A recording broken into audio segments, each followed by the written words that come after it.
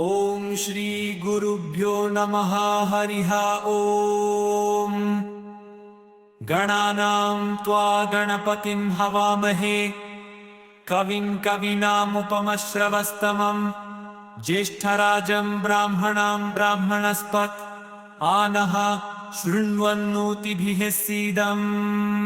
ॐ भद्रं कर्णेभिः शृणुयाम देवाः भद्रं पश्येमाक्षभिर्यजत्राः स्थिरैरङ्गैस्तुष्टुवाद्यस्तनूभिः यशेन्द्रेवहितं यदायुः न इन्द्रो वृद्धस्रवा स्वस्ति नः पूषा विश्ववेदाः स्वस्ति नष्टाक्षो अरिष्टनेमिः स्वस्ति नो बृहस्पतिर्दधातु।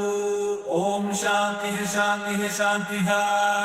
त्वमेव केवलं कर्तायसि त्वमेव केवलं धर्तायसि त्वमेव केवलं हर्तायसि त्वमेव सर्वं खल्विदं ब्रह्मासि त्वं साक्षादात्मसि नित्यम्।